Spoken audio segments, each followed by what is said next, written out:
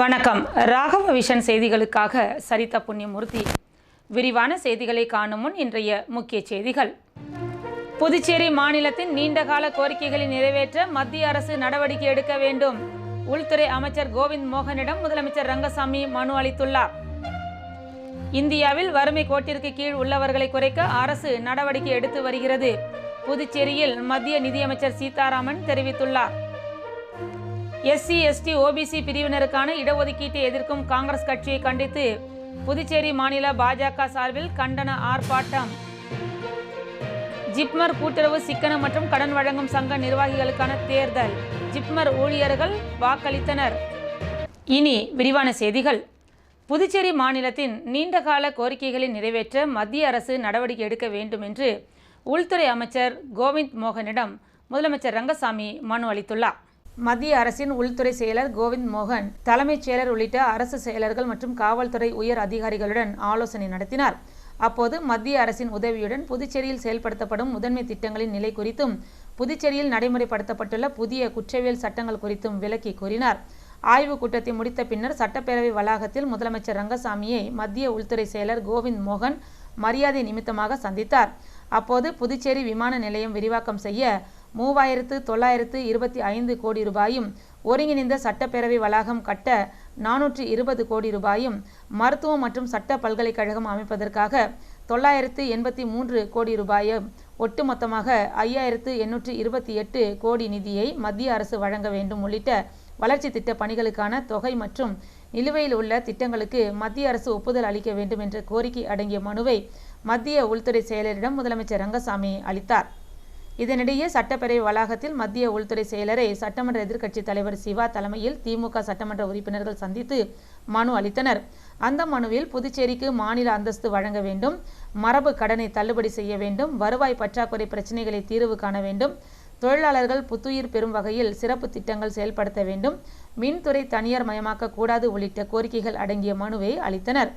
இதேபோல் சட்டப்பேரவை வளாகத்தில் அதிமுக மாநில செயலாளர் அன்பழகன் தலைமையில் அதிமுகவினர் புதுச்சேரிக்கு மாநில அந்தஸ்து வழங்க வேண்டும், மாநில அரசின் கடனை ரத்து செய்ய வேண்டும், உள்ளாட்சி தேர்தலை நடத்த நடவடிக்கை எடுக்க வேண்டும் என்பன கோரிக்கைகளை வலியுறுத்தி மத்திய உள்துறை செயலரிடம் மனு அளித்தனர்.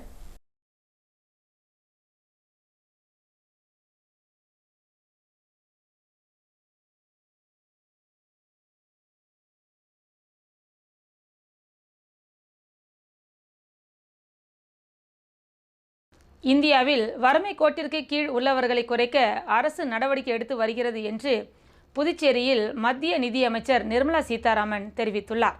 புதுச்சேரியில் பாரத் சக்தி பாண்டி இலக்கிய திருவிழா 2024 கடந்த 21ஆம் தேதி தமிழக ஆளுநர் RN ராவி தொடங்கி வைத்தார். 3 நாட்கள் நடைபெற்று வந்த இந்த விழாவின் நிறைவு நிகழ்ச்சி நடைபெற்றது.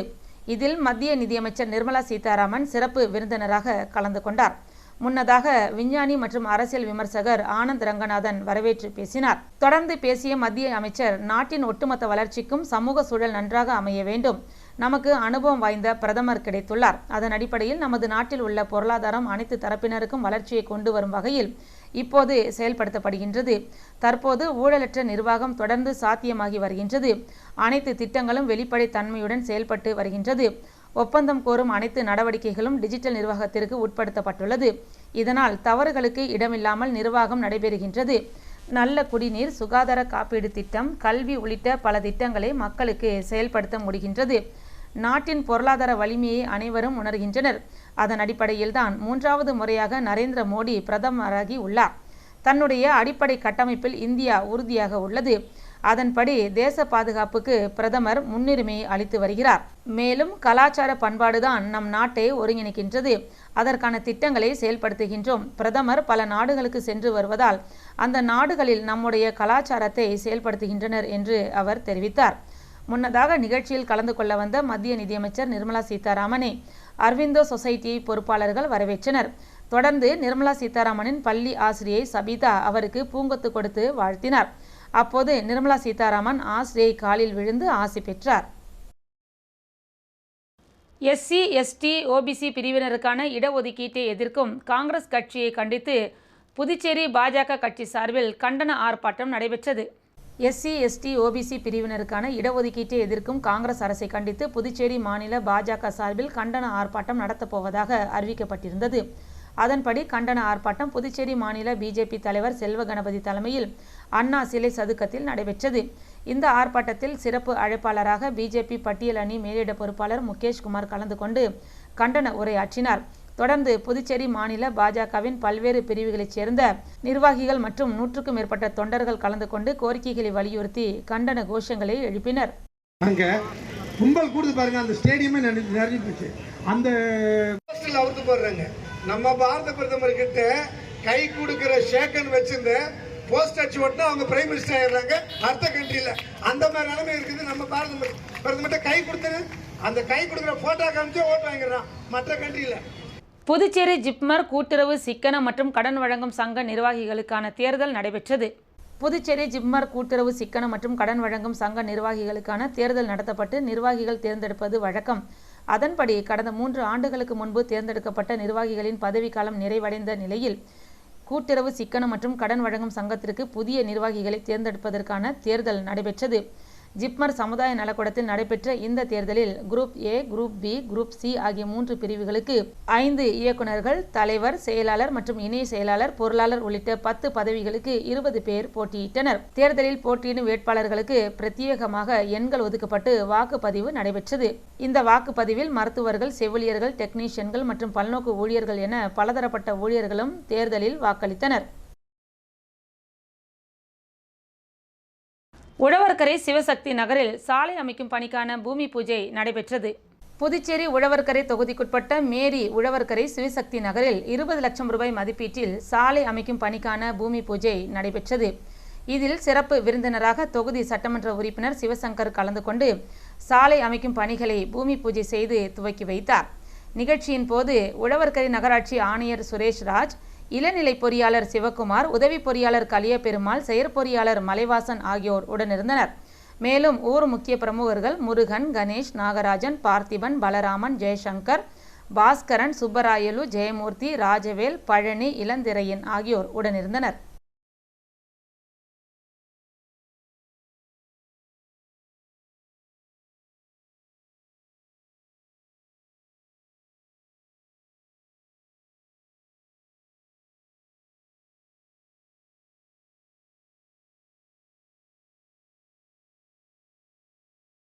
மரக்காணத்தில் அமைந்துள்ள பக்கிங்ஹாம் கால்வாயில் தடுப்பு கரை அமைக்க வனத்துறையினர் எதிர்ப்பு தெரிவித்துள்ளதால் அப்பகுதி பொதுமக்கள் பாதிப்புக்குள்ளாகியுள்ளனர்.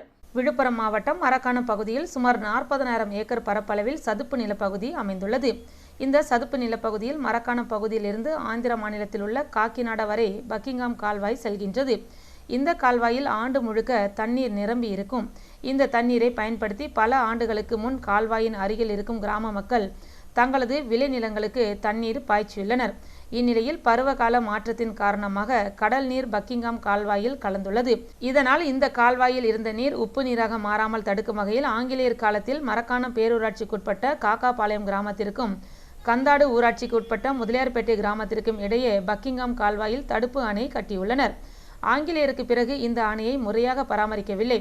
இதன் காரணமாக இந்த தடுப்பு அணை முற்றிலும் சிதிலமடைந்து விட்டது. இதன் காரணமாக கடல் நீர் கால்வாயில் கலந்ததால் பக்கிங்ஹாம் கால்வாய் முழுவதும் உப்பு நீராக மாறிவிட்டது. இதன் காரணமாக இந்த கால்வாயில் 2 பக்கமும் இருந்த விளைநிலங்களும் பயிர் செய்ய முடியாத அளவிற்கு உவர் நிலமாக மாறிவிட்டது. இதேபோல் நிலத்தடி நீர்மட்டமும் உப்பு நீராக மாறியுள்ளது. இதனால் பக்கிங்ஹாம் கால்வாயில் புதியதாக தடுப்பு அணை அமைக்க வேண்டும் என இப்பகுதி விவசாயிகள் மற்றும் பொதுமக்கள் அரசுக்கு தொடர்ந்து கோரிக்கை வைத்தனர். இந்த கோரிக்கையை ஏற்று அரசு கடந்த ஆண்டு 163 கோடி ரூபாய் மதிப்பில் தடுப்பு அணையை கட்டி முடித்தது. இதனைத் தொடர்ந்து அருகில் இருக்கும் விவசாய நிலங்கள் பாதிக்காமல் இருக்கும் வகையில் அணை கட்டப்பட்டுள்ள இடத்திலிருந்து சுமார் 25 கிலோமீட்டர் தூரத்திற்கு கால்வாயில் 2 பக்கமும் மணலை கொட்டி தடுப்பு கரை அமைக்கவும் நிதி ஒதுக்கீடு செய்யப்பட்டது. இதனால் அணையிலிருந்து 3 கிலோமீட்டர் தூரத்திற்கு மணலை கொட்டி தடுப்பு கரை அமைக்கும் பணியில் சம்பந்தப்பட்ட அதிகாரிகள் ஈடுபட்டனர். இதனை கண்ட வனத்துறையினர் சுற்றுக்கரை அமைக்கும் இடம் தங்களின் கட்டுப்பாட்டில் உள்ளது என்றும் இதனால் தங்கள் கட்டுப்பாட்டில் உள்ள இடத்தில் எந்த பணியும் செய்யக்கூடாது என கடந்த ஆண்டு தடுத்துவிட்டனர். இதனால் சுற்றுக்கரை அமைக்கும் பணி முழுமை அடையாமல் இன்று வரையில் உள்ளது. அணைப்பகுதியில் சுற்றுக்கரை அமைக்காததால் பருவமழை காலத்தில் அதிகப்படியாக வரும் வெள்ள நீரானது அருகில் இருக்கும் விவசாய நிலங்களில் புகுந்து பாதிப்புகளை உண்டாக்குகிறது.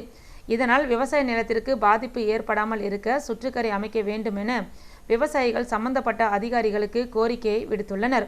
ஆனால் சுற்றுக்கரை அமைக்க வனத்துறையினர் ஒப்புக்கொள்ளாத காரணத்தினால் தற்பொழுது வடகிழக்கு பருவமழை துவங்க உள்ளது.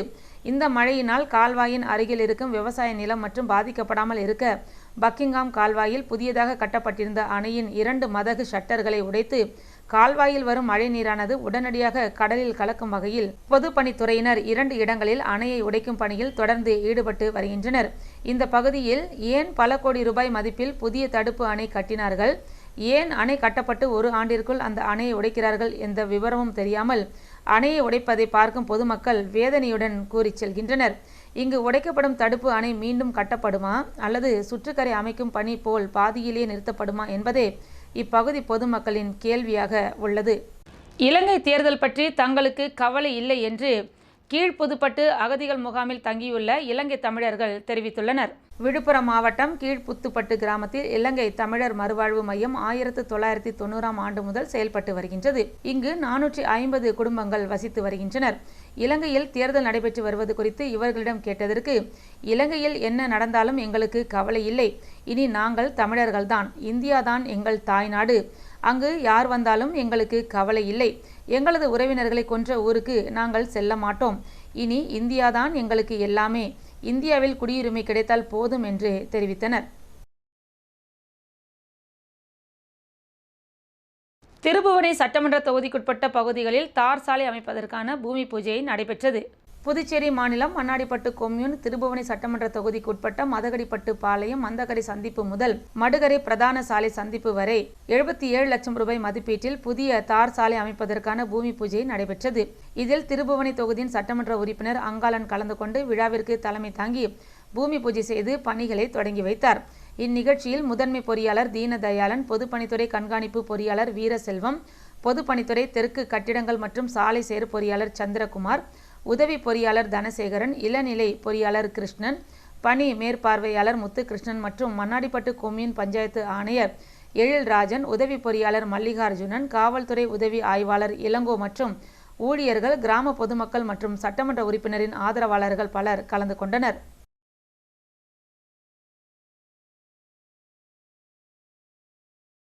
பாராளுமன்ற எதிர்க்கட்சித் தலைவர் ராகுல் காந்திக்கு கொலை மிரட்டல் விடுத்தவர்கள் மீது நடவடிக்கை எடுக்க கோரி திருபுவனை வட்டார காங்கிரஸ் கட்சி சார்பில் புகார் அளிக்கப்பட்டுள்ளது. பாராளுமன்ற எதிர்க்கட்சித் தலைவர் ராகுல் காந்தியை பாரதிய ஜனதா கட்சி மற்றும் கூட்டணி கட்சியினர் தொடர்ந்து கொலை மிரட்டல் விடுத்து வருகின்றனர். அவர் படுகொலை செய்யப்படுவார் என்றும் தீவிரவாதி என்றும் பல்வேறு தரப்பினர் சார்பில் அவதூறு பேசி வருகின்றனர். இதனை கண்டித்து மாநில காங்கிரஸ் கட்சியின் தலைவர் வைத்தியலிங்கம் மற்றும் முன்னாள் முதலமைச்சர் நாராயணசாமி ஆகியோரின் ஆலோசனையின் பேரில் திருபுவனை வட்டார காங்கிரஸ் கட்சி சார்பில் திருபுவனை காவல் நிலையத்தில் மாநில காங்கிரஸ் பொதுச் செயலாளர் தனுசு தலைமையில் புகார் மனு அளிக்கப்பட்டுள்ளது. இந்த மனுவில் பாரதிய ஜனதா கட்சி தலைவர்களை ராகுல் காந்தி மீது மிரட்டல் விடக்கூடிய பாஜக தலைவர்களை சட்டத்தின் முன் நிறுத்தி தண்டிக்க வேண்டும் என மனு அளித்துள்ளனர். இதன்போது வட்டார காங்கிரஸ் தலைவர் ஜெயக்குமார், துளசிங்க பெருமாள், மாநில பொதுக்குழு உறுப்பினர் நடராஜன், செயற்குழு உறுப்பினர் சேகர், பொதுச் செயலாளர் முருகன் ரெட்டியார் மற்றும் அமிர்தராஜ், கோதண்டபாணி, சிவபிரகாசம், பெரியண்ணன், குணசேகரன், இளைஞர் காங்கிரஸ் தலைவர் தீனதயாளன் உள்ளிட்ட ஏராளமான காங்கிரஸ் கட்சி நிர்வாகிகள் உடனிருந்தனர். அபிஷேகப்பாக்கத்தில் விடுதலை சிறுத்தைகள் கட்சி சார்பில் முப்பெரும் விழா நடைபெற்றது. விடுதலை சிறுத்தைகள் கட்சி தலைவரும் சிதம்பரம் பாராளுமன்ற உறுப்பினருமான தொல் திருமாவளவன் பிறந்த நாளை தமிழர் எழுச்சி நாள், விசிக கட்சி தேர்தல் அங்கீகார வெற்றி விழா, விசிக கட்சி அபிஷேகப்பாக்கத்தில் முகாம் கட்டமைக்கப்பட்டு 28ஆம் ஆண்டு தொடக்க விழா என முப்பெரும் விழா அபிஷேகப்பாக்கம் டாக்டர் அம்பேத்கர் சதுக்கம் திடலில் நடைபெற்றது. முகாம் செயலாளர் விஜயராஜ் தலைமையில் துணைச் செயலாளர் அஜய்வேந்தன் வரவேற்றார். ஆசிரியர் கபிலன், இளவரசன், வெண்மணி, அருமைக்கண்ணு, இன்பத்தமிழன், சுடர் வளவன், திருவரசு, வீரப்பன், வழக்கறிஞர் பழனிசாமி, இரணியன், விடுதலை வீரன், வீரக்கனல், இமானுவேல், மணிமாறன், சித்தார்த்தன், செந்தில்குமார் ஆகியோர் கலந்து கொண்டு வாழ்த்துரை வழங்கினர். நிகழ்ச்சியில் அபிஷேகப்பாக்கம் சேத்திலால் அரசு உயர்நிலைப் பள்ளியில் 10ஆம் வகுப்பு பொதுத் தேர்வில் முதல் 3 இடங்களை பிடித்த மாணவர்களுக்கு 3000 ரூபாய், 2000 ரூபாய், 1000 ரூபாய் என மொத்தம் 6000 ரூபாய் கல்வி ஊக்கத்தொகை மற்றும் நினைவு பரிசினை காவல்துறை ஆதிசிவன் வழங்கினார். மேலும் வாழை திரைப்பட பாடகர் சித்தன் ஜெயமூர்த்தியை வாழ்த்தி நினைவு பரிசு வழங்கினார். முப்பெரும் விழாவை முன்னிட்டு நடத்தப்பட்ட கபடி மற்றும் கிரிக்கெட் போட்டிகளில் வெற்றி பெற்ற முதல் 3 இடங்களை பிடித்த விளையாட்டு வீரர்களுக்கு நினைவு பரிசும் மற்றும் ரொக்க பணமும் வழங்கினார். இந்நிகழ்ச்சியில் மேலும் சிறப்பிக்கும் வகையில் பிரபல திரையிசை பாடகர் புதுவை சித்தன் ஜெயமூர்த்தி இசை கச்சேரி நடைபெற்றது.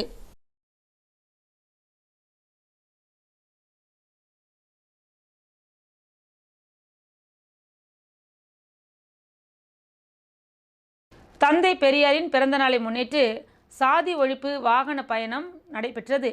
தந்தை பெரியாரின் 146வது அகவை தினத்தையொட்டி புதுச்சேரி அண்ணா சிலை அருகிலிருந்து புறப்பட்ட சாதி ஒழிப்பு வாகன பயணம் கோகுல்காந்தி தலைமையில் காந்தி வீதி, அண்ணா சாலை, பாலாஜி திரையரங்கம் வழியாக சென்று மூலக்குளம் பெரியார் சிலை அருகே முடிவடைந்தது.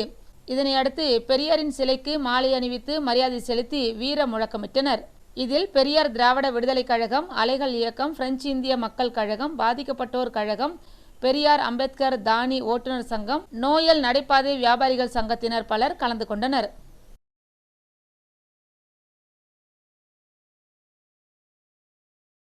புதுவையில் இன்றைய தங்கம் மற்றும் வெள்ளி விலை நிலவரம்.